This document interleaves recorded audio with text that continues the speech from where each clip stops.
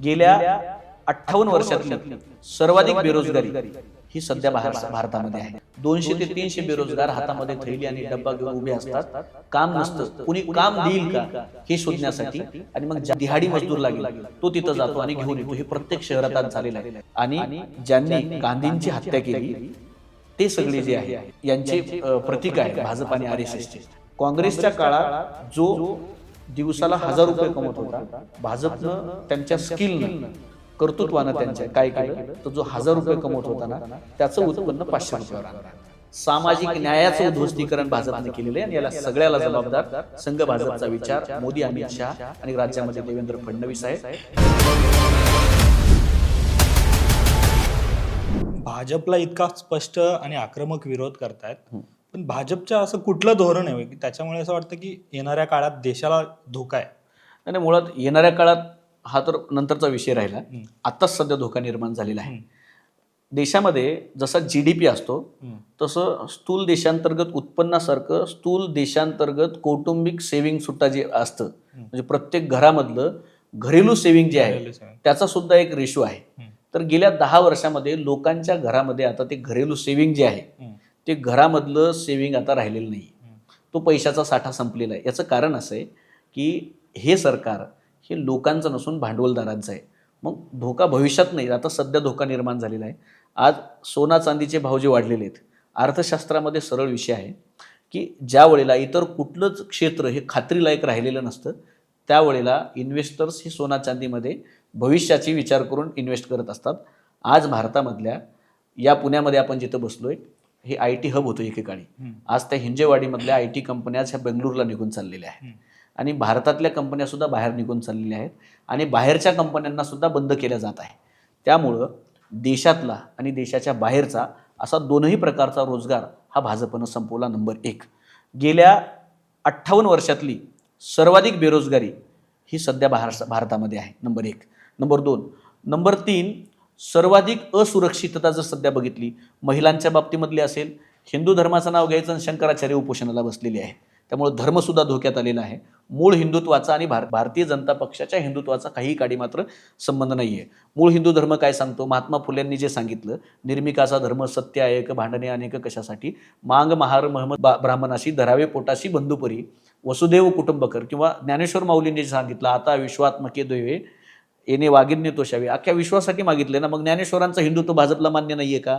तर निश्चित पद्धतीनं नाहीये, कारण ज्ञानेश्वरांना ज्यांनी वाळीत टाकलं, तुकोबांची गाथा ज्यांनी बुडवली आणि ज्यांनी गांधींची हत्या केली ते सगळे जे आहेत ते सगळे हे यांचे प्रतीक आहेत भाजप आणि आरएसएसचे। त्यामुळं भाजपनं काय केलेलं आहे तर भाजपनं अँटोनिओ ग्राम्सी नावाचा फार मोठा एक पॉलिटिकल थिंकर होऊन गेला इटालीमध्ये, त्यानं हेजिमनी नावाची एक कन्सेप्ट मांडली, धुरीणत्व मराठीमध्ये आपण त्याला म्हणूया।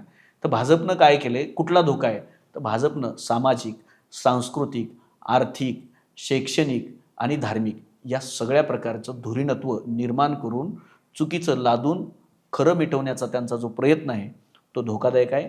तो या देशाचा आत्मा मारतोय आणि ज्या दिवशी या देशाचा आत्मा मारण्यात ते यशस्वी होतील त्यावेळेला धर्म आणि जातीच्या नावावरती गुलाम झालेली लोक आणि एक पिढी तयार करण्यात ते यशस्वी झालेली असतील। माणसं एकमेकांचा जीव घेतील, माणसांच्या हाताला काम नसेल, ग्रामीण अर्थव्यवस्था उद्ध्वस्त झालेली आहे, शहरी अर्थव्यवस्था ही उद्ध्वस्त झालेली असेल भविष्यामध्ये। आज थव्वेच्या थव्वे ग्रामीण भागातनं शहरामध्ये येत आहेत। आज जर तुम्ही बघितलं, मी नांदेड शहरातनं येतो, तुम्हाला एक मुद्दा मला सांगायचा आहे। माझ्या शहरामध्ये जे शहरातले प्रमुख चौक आहेत तिथं 10 वर्षापूर्वी बेरोजगार लोकांची ग्रुप उभे मला कधी दिसायचे नाही, पण आज ज्या वेळेला मी जातो त्यावेळेला चौकामध्ये सकाळी 7 वाजता 200 ते 300 बेरोजगार हातामध्ये थैली आणि डब्बा घेऊन उभे असतात। काम नसतं, कुणी काम देईल का हे शोधण्यासाठी, आणि मग दिहाडी मजदूर लागेल तो तिथं जातो आणि घेऊन येतो। हे प्रत्येक शहरात आज झालेलं आहे। और संभाजीनगर असेल, मुंबई असेल, पुणे असेल, पुण्यामध्ये सुद्धा आपण जिथं बसलोय वारजे माळवाडीच्या पुलाखाली जर तुम्ही सकाळी जाऊन बघितलं तर किमान 500 रोजगार तिथं उभे असतात। हे जे निर्माण झालेलं आहे हे भाजपच्या धोरणामुळे निर्माण झालेलं आहे। त्यामुळं मोदीजींनी भारताच्या पैशावरती नुसत्या ट्रिप केल्या, त्यातनं भारतात किती पैसा आला, त्यातनं किती रोजगाराची निर्मिती झाली, किती इन्फ्रास्ट्रक्चरल डेव्हलपमेंट झालं आणि त्यामधनं किती लोकांचा आर्थिक विकास झाला हा महत्त्वाचा विषय आहे. आणि हे होताना निश्चित पद्धतीनं दिसत नाही आहे. प्रचंड महागाई वाढलेली आहे. प्रचंड मोठ्या प्रमाणावरती तर आपण बघितलं तर एक असंघटित घटक जो होता या देशातला 93% असंघटित क्षेत्रातला रोजगार भारतामध्ये काम करतो, 7% हा संघटित क्षेत्रामध्ये काम करतो. तो असंघटित क्षेत्र जे होतं 2008 जगात आर्थिक मंदी आली, पण भारत त्या आर्थिक मंदीतनं वाचला. का वाचला? तर त्यावेळेला अर्थतज्ज्ञ असलेले जागतिक कीर्तीचे डॉक्टर मनमोहन सिंग देशाचे पंतप्रधान होते आणि त्यांनी काय केलं तर त्यांनी या देशामधलं असंघटित क्षेत्र उद्ध्वस्त होऊ दिलं नाही. म्हणजे भाजीवाला असेल, बूट विकणारा असेल, किराणा दुकानवाला असेल, आज काय झालेलं आहे, आज प्रत्येक क्षेत्रामध्ये भांडवलशाही आलेली आहे. उदाहरण म्हणून तुम्हाला सांगतो, आज पुण्यामधले सामान्य छोटे किराणा दुकान सगळे उद्ध्वस्त झालेले आहेत. प्रत्येक शहरातले झालेत. जिथे जिथं ब्लिंकिट आलेलं आहे, झेप्टो आलेला आहे, या सगळ्या किराणा दुकानवाल्यांचा दिवसाला 1000-1500चा मिळणारा रोजगार हा बंद झालेला आहे. लोकांचा संवाद बंद झाला आणि डिलिव्हरी सिस्टीम जी नवीन आली त्यामध्ये सुद्धा हे जे सगळे बेरोजगार झाले ते डिलिव्हरीला जॉईन झाले आणि त्यामध्ये सुद्धा त्या लोकांचा इन्सेंटिव्ह कोण ठरवतं तर ती कंपनी ठरवते. एका विशिष्ट ऑर्डरनंतर मी त्या लोकांशी बोललो, ब्लिंकिटवाल्यांशी, एका विशिष्ट ऑर्डरनंतर त्यांचं दिवसाचं 1400-1500 रुपयाचं टार्गेट कंप्लीट झालं का नंतर त्यांना ऑर्डर येत नाही, त्यांना इन्सेंटिव्ह भेटत नाही. म्हणजे दिवसाला त्याच्यातनं 400-500 रुपये त्यांना भेटणारे असतात. त्याच्यात पेट्रोल त्यांचं, डिझेल त्यांचं. स्विगी, झोमॅटो, ब्लिंकिट, झेप्टो आज ह्या क्षेत्रामध्ये महाराष्ट्र आणि भारतामधला जर आपण विचार केला तर भारतातला किमान आज रोजी एक 5 ते 7 कोटी लोक ही डिलिव्हरी बॉय म्हणून काम करतायत. किती भयान परिस्थिती का करतायत? आज जर तुम्ही रॅपिडो आलेले आज रॅपिडो मुंबई आणि पुण्यामध्ये आल्यावरती रॅपिडोच्या बाईक्स मी वापरल्या ट्रॅफिकमध्ये जाताना, तर अनेक असे लोक मला मी त्यांच्याशी संवाद करताना भेटले की जे नोकरीवरती होते पण आता त्यांनी स्वतःची 2 व्हीलर आहे, पोटाला आज दिवसाला 500 रुपये तरी कमवायचे जगण्यासाठी, तर त्यांनी अशा प्रकारे केले.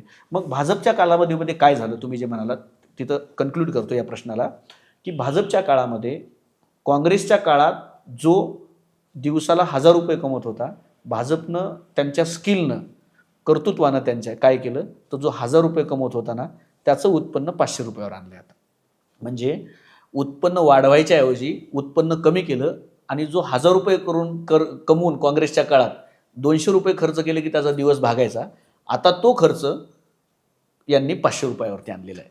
म्हणजे एकंदरीत आमदनी 8 खर्चा रुपया ही यंत्रणा निर्माण झाली. त्यामुळे अर्थव्यवस्था उद्ध्वस्त झाली आहे, धर्मव्यवस्था उद्ध्वस्त झालेली आहे, सामाजिक व्यवस्था उद्ध्वस्त झालेली आहे, सामाजिक न्यायाचं उद्ध्वस्तीकरण भाजपने केलेलं आहे आणि याला सगळ्याला जबाबदार संघ भाजपचा विचार, मोदी, अमित शहा आणि राज्यामध्ये देवेंद्र फडणवीस आहे.